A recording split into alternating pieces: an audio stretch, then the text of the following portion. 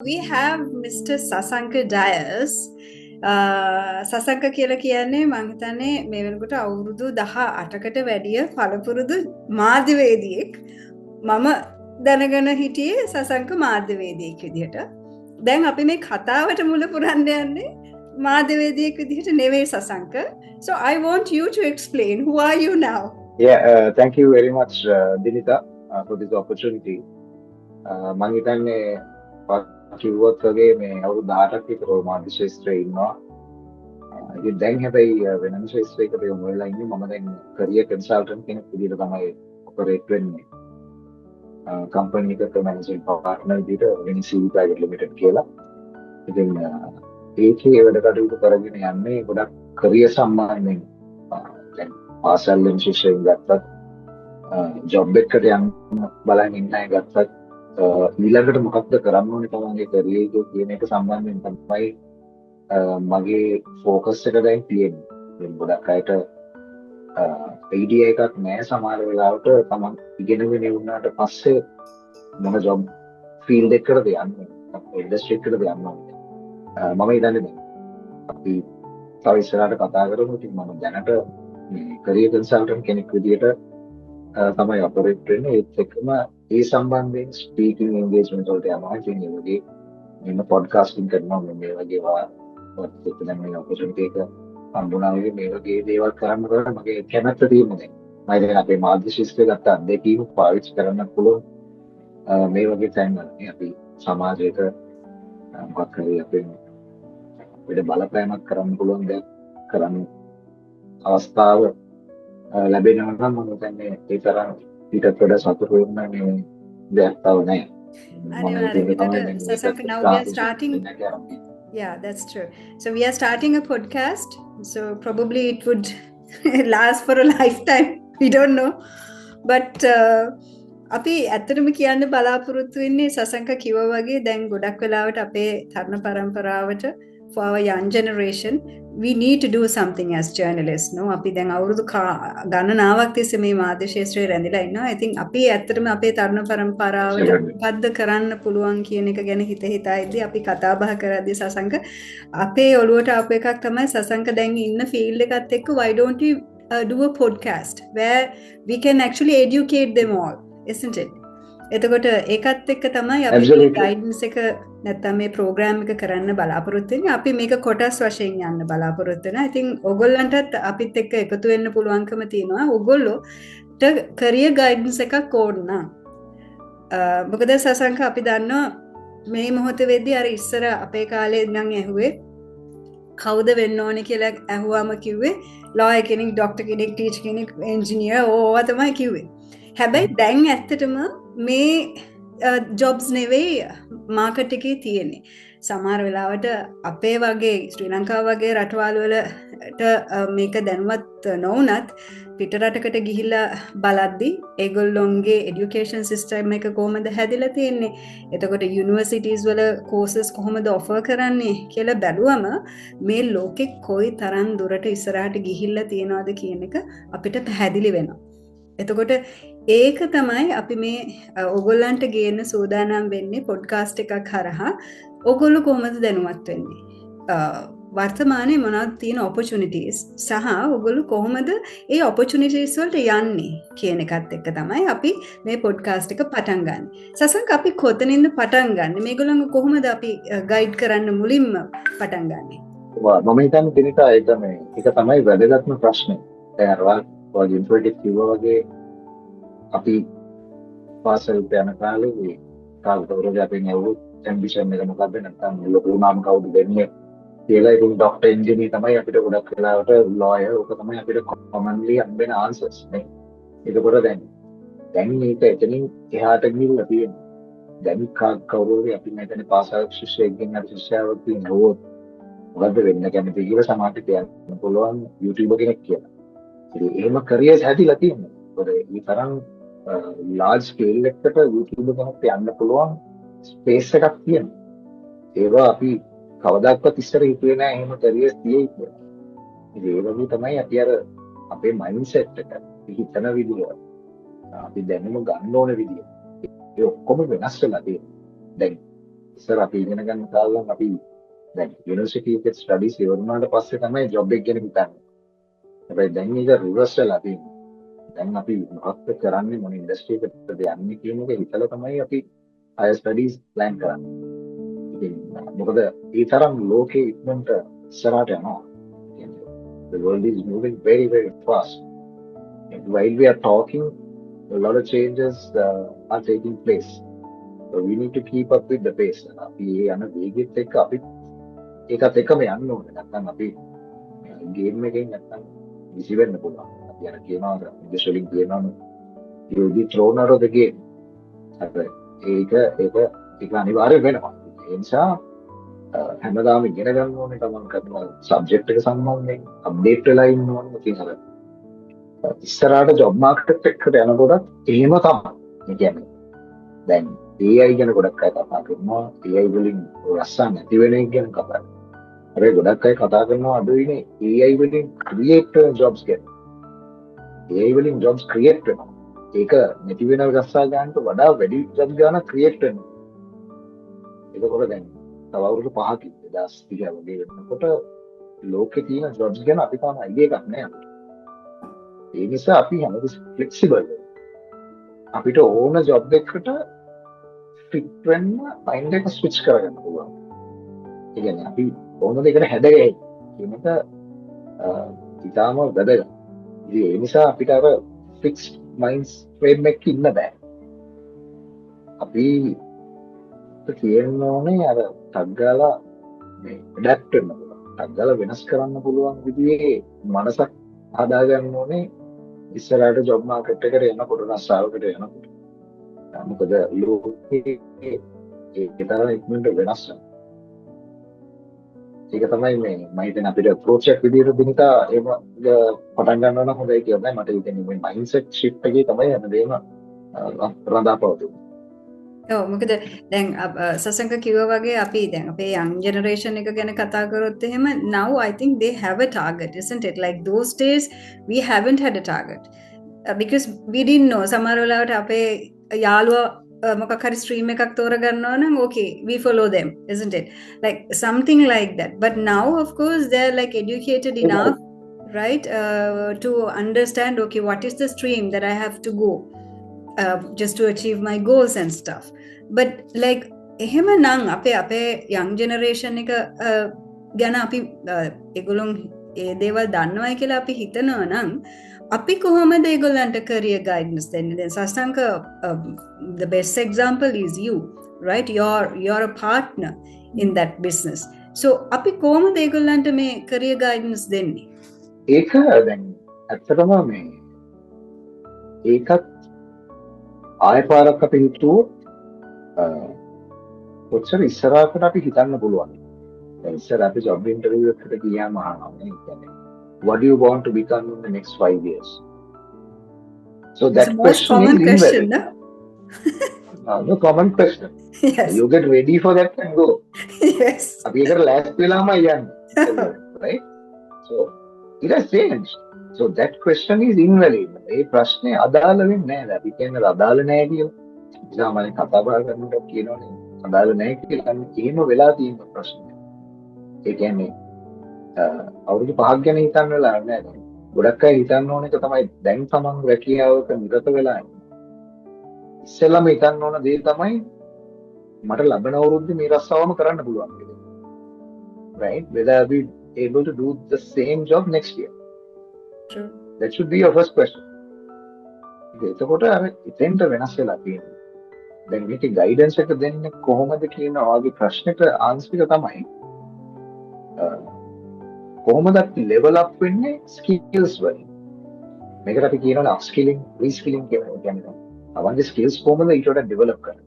තමන් දැන් කම්පැනි එක වැඩ කරගෙන ඉන්නවා නම් අපි කියනවා ඉන්ටර්නල් මොබිලිටි. ඒ කියන්නේ කම්පැනි එක ඇතුළෙම ප්‍රොමෝට් වෙලා ඊළඟ පොසිෂන් එකට යන්න. ඒකට කියන්නේ ඉන්ටර්නල් මොබිලිටි. මේ කම්පැනි එක internally you move upwards, right?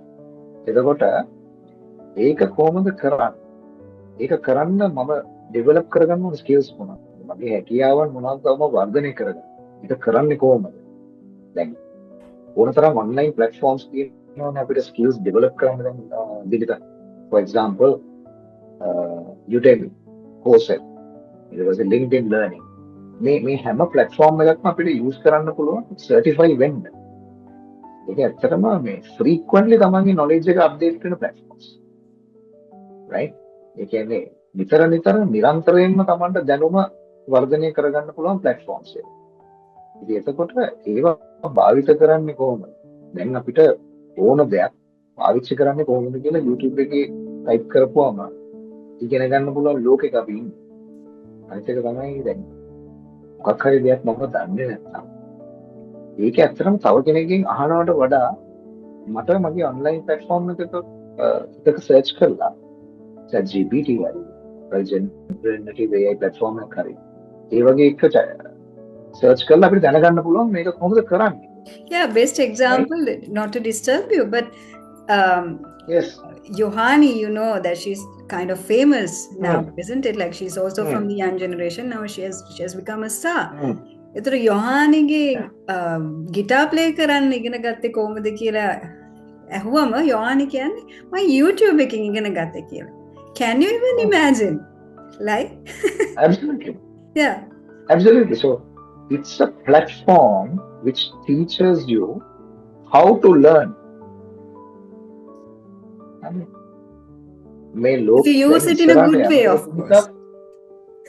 Absolutely. Spot on. You have to use it in a good way. Right? අපි ඒ conversation එකට තව ටිකකින් ඉමු. මොකද ඒකත් මේ හරිම වැදගත් point එකක් තිබිලා මේ මට මෙතන explain කරන්න ඕන දේ තමයි දැන් ලෝක ඉස්සරහට යනකොට develop කරන්න ඕන හොඳම skill එක. නැත්නම් important අවශ්‍යම skill එක තමයි learning how to learn. ඉගෙන ගන්න කොහොමද කියලා ඉගෙන ගන්න. දැන් YouTube එකෙන් තියෙන ඒ platform එක තියෙන ඒකට තමයි. And probably unlearn yourself. Absolutely. Spot on, right?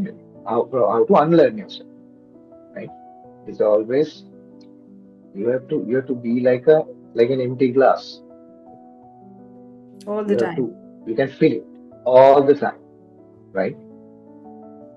So if you are guidance එක දෙන්න කලින් ඔය mindset එක හදන්න ඕනේ එතෙන්ට. ඒ කියන්නේ you have to be able to adapt to anything based on what you have studied, right? And the other thing, අනිත් ප්‍රශ්න තමයි ඉගෙන ගන්න එක. තමන්ට කොතනද apply කරන්න. දැන් අපි MBA එකක් කරපු කෙනෙක්ගෙන් ඇහුවොත් තමන් ඉගෙන ගත්ත දේ තමන්ට දැන් job එකේ apply කරන්න පුළුවන්. ඊළඟ level එකට යන්න. Right? නැත්නම් තමන් මොකක් හරි study කරපු මොකක් හරි qualification එකක් ගත්ත දෙයක application එක කොහොමද? Right? ඒක ඇත්තටම practically තමන්ට apply කරන්න පුළුවන්. Right? Then again, if you cannot apply, right? What happens to what you have gained as an MBA or any other professional qualification? Right? You tend to think again, right? Why did you do this? Right? එහෙම situations වලට යනවා මිනිස්සු. මට පෞද්ගලිකව එහෙම අය හම්බෙලා තියෙනවා. සමහරවිට දැන් අපි කන්ග්‍රැචුලේට් කරනවා නේ MBA එකක්. ඒවා celebratory moments life එකේ නේද? ඒවා milestones. Right? ඒ සමහර අයට කන්ග්‍රැචුලේට් කරපුවා මට එහෙම එක්ස්පීරියන්සස් තියෙනවා. සමහර අයට කන්ග්‍රැචුලේට් කරපුවම ඒගොල්ලෝ කියනවා වැඩක් නැහැ නේ. මං අහනවා ඇයි කියලා. එතකොට කියනවා මේ දැන් මේක පාවිච්චි කරන්න ඕන කොහෙටද කියලා මට තේරෙන්නේ. So these are things that you have to think more and more. The reason Dinita MBA එකක් කරලා ඊළඟ මාස 3ේදී ඒ කරිකියුලම් එකේ තියෙන knowledge එක obsolete වෙන්න පුළුවන්. ඒ කියන්නේ ඒක අදාළ නැති වෙන්න පුළුවන්. මොකද ලෝකේ එතනින් ඉස්සරහට ගිහිල්ලා තියෙනවා. ඒක apply කරන්න ආයෙ බැරි වෙන්න. මම කියන්නේ මේ වගේ critical points. මම ඉස්සරහට මේ රස්සාවකට යන්නේ නැටනේ අපි මේ podcast එකේ මේ අපි address කරන්නේ. එතකොට මේක තමයි ලෝකේ කොහේ හිටියත් ශ්‍රී ලංකන් කෙනෙක්ට ස්කිල් එක තියෙනවා. ඒක මම දැකපු දෙයක්. ඒ වෙන කෙනෙක්ට ලෝකේ පෙරලන්න පුළුවන් ස්කිල් එකක් ශ්‍රී ලංකන්ස් වලට තියෙනවා. මම දැකපු එකම ගැප් එක තමයි ඇටිටියුඩ් එකයි mindset. මේ දෙක තමයි හදාගන්න. ඒක හැදෙන්නේ කොහොමද ග්ලෝබල් මයින්ඩ්සෙට් එක? ඒක මම කන්සියුම් කරන කන්ටෙන්ට් එකෙන් වෙන්න පුළුවන්. ඉතින් අන්න ඒ විදිහට ඒ වගේ වෙනස්කම් කරන්න. ඒ වගේ හැබිචුවල් චේන්ජස් ඒක ඇත්තටම අපි දැන් මමත් ඉස්සර YouTube එකේ දැන් මගේ කතාව කියන්න මම ඉස්සර YouTube එකේ මේක ස්ක්‍රෝලින් නේ we call it doom scrolling. නව ඕන එකක් බලන්න. But then you tend to think does this serve me? මේ ඇත්තට බලන දේවල් මට වැදගත් වෙනවා. මේක මට ප්‍රොෆෙෂනලි ඇප්ලයි කරන්න පුළුවන්. ඒක ඇත්තටම මට ප්‍රයෝජනයක් තියෙන දෙයක් තමයි මම බලන්නේ.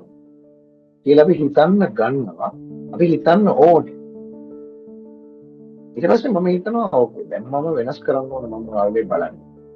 ඒක ස්විච් කරපුව ගමන් අපේ මයින්ඩ්සෙට් එක shift වෙන්න පටන් ගන්නවා. ඒ වෙනස් වීම ඇති වෙන්නේ එහෙම. අපි හම් වෙන මිනිස්සු අපි කාට එක්කද කතා කරන්නේ මේ හැමදේම බලපන්. ඉතින් මම හිතන්නේ ඉස්සරහට කරියර් එක ගැන හිතන්නේ ළඟට දැන් කවුරු හරි ජොබ් එකක් හොයනවා ජොබ් සර්ච් සිටුේෂන් එක නම් ඉන්නේ මේව ගැන හිතන්න. ග්ලෝබල් මයින්ඩ්සෙට් එකක් ඇති කරගන්න. නේ ඒ කියන්නේ මෙතන තමයි ස්ටාර්ට් එක. So Sasanka, now we are talking about like new subjects and what kind of things that the new generation should follow. එතන දැන් අපි මේ හරි කතා කරන්නේ මේ challenging world එකක් එක්ක. අපි දැන් අපේ podcast එකේ මේ සසංකත් එක්ක කතා කරන අපි අන්තිම ප්‍රශ්න විදියට අපි තියාගමු. මොකද අපිට මේක කොටස් වශයෙන් ඉස්සරහට ගෙනියන්න ඕනේ නිසා. What are the challenges at the moment? Shashanka කිව්වා වගේ මාස 3න් අපි කරපු MBA එක නිකන් එක්ස්පයර් වෙන්න පුළුවන් දැනට මේ ලෝකේ යන විදිහත් එක්ක.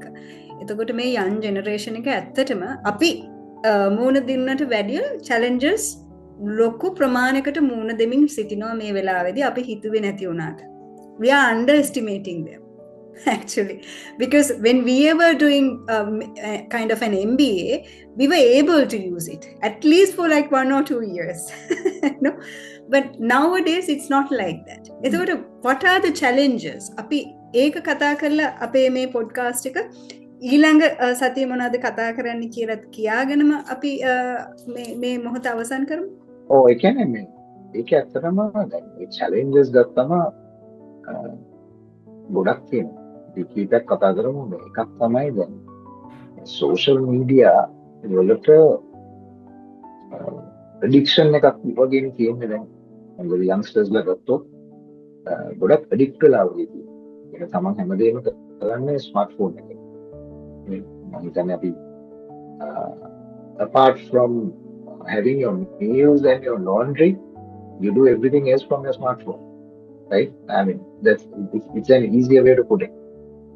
It's ඇවිල්ලා තියෙනවා. මම හිතන්නේ ඒවත් දැන් කරන්න පුළුවන් මේ තව ඉස්සරහට එන ටෙක්නොලොජිස් වලින් ඒ දෙකක් කරන්න පුළුවන්. එතකොට you have nothing to do apart from using a device, right? ඉතින් එතකොට ඒව වලින් කොහොමද මේ මොකද මේකෙන් ඊට පස්සේ එන challenge එක තමයි එදිනෙක මේක තමයි ලොකුම challenge. ඔයාගේ ප්‍රශ්නෙට උත්තරේ මම දකින්න දැන් ඉන්න ලොකුම challenge එක තමයි mental health. මේ mental health issue එකක් ඉන්නේ ඇයි? issue එක එන්නේ මොකද මිනිස්සුත් එක්ක කතා කරන්නේ. There is no human connection. එයා ගිහින් තව කෙනෙක්ට කතා කරන්නේ නැහැ.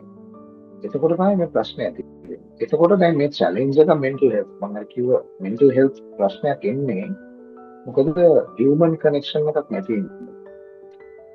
මම යාළුවෙක් එක්ක කතා කරන්නේ මම මගේ family එකත් එක්ක කතා කරන්නේ නැත්නම් මට advice ගන්න පුළුවන් කවුරුද mentor කෙනෙක් ඉන්නවා සමහරවිට ස්කෝලේ ටීචර් කෙනෙක් හිටපු ටීචර් කෙනෙක් වෙන්න පුළුවන් ඒ වගේ කෙනෙක්ගෙන් advice එකක් ගන්න මම කතා කරන්නේ පෙළඹෙන්නේ persuasion එකක් ඒ මොකද අපි ඒ තරම් addict වෙලා ඉන්නේ මේක දිනිතා මේ Netflix එකේ documentary series එකක් තියෙනවා documentary එකක් තියෙනවා series එකනේ documentary එකක් තියෙනවා social dilemma. මම හිතන්නේ අපේ audience එකේ සමහර අය බලලා ඇති නැත්නම් බලන්න ඒ social dilemma කියන documentary එක පෙන්නන්නේ social media addiction එක. ඒකේ තියෙන එක scene එකක් මම නිකන් මෙතන මේ podcast එකේ මම explain කරන්නම් ඒක idea එක ගන්න. මම මෙතනින් මේ scene එක ගැන කියලා නවත්තන්න මොකද curiosity එක නැති වෙනවා. ඒක බලන්න තියෙන කුතුහලය නැති වෙනවා. මම සීන් එක විතරක් කියන්නම්. මේකේ ඇඩික්ෂන් එක පෙන්නලා තියෙන විදිය. දැන් මේකේ තියෙන එක සීන් එකක් ෆැමිලි එකම ඩිනර් වලට ඉන්නවා ටේබල් එකේ. ඉන්නකොට දැන් මේ ෆැමිලි එකේ ඉන්නේ අම්මයි තාත්තයි ළමයි දෙන්නෙක්. දුවයි පුතයි. කොහොම හරි දැන් ටේබල් එකේ ඉන්නකොට ටිකක් වෙලා යනකොට ළමයි දෙන්නට අමාරු වෙනවා ෆෝන් එක නැතුව.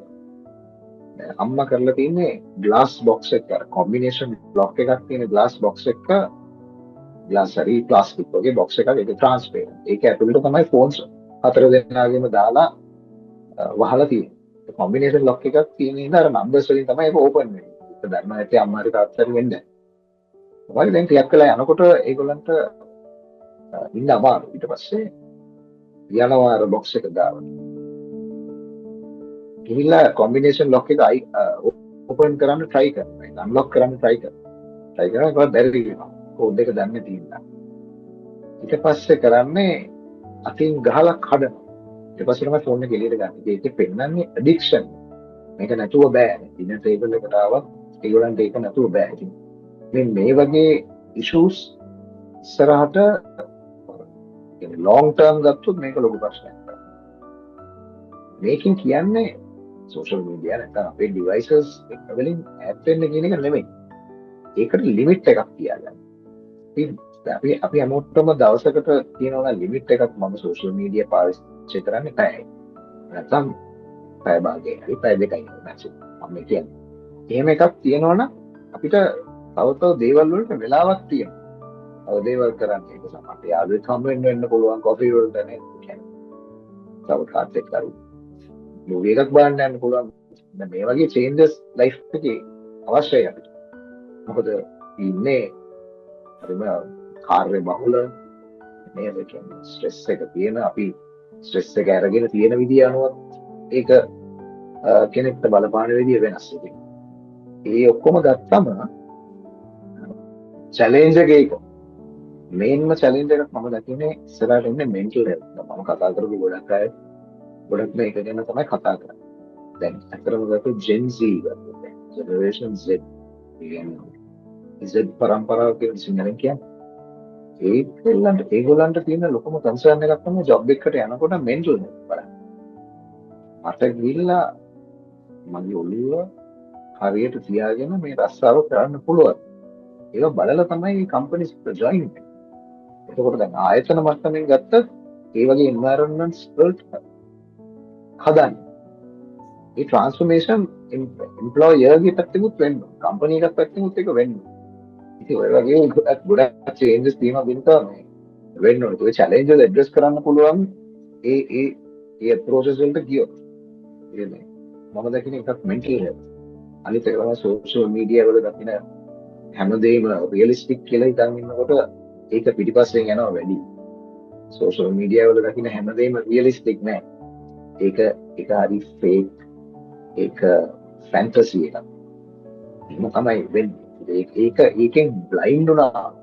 when you get blinded of that, right, you tend to go haywire. අපි යන තැන කොහෙද කියලා අපිම දන්නේ නැහැ. එහෙනම් අපි අර සිංහලෙන් කියන්නේ නේද මිරිඟුවක් පිටිපස්සේ යන්නේ කියලා.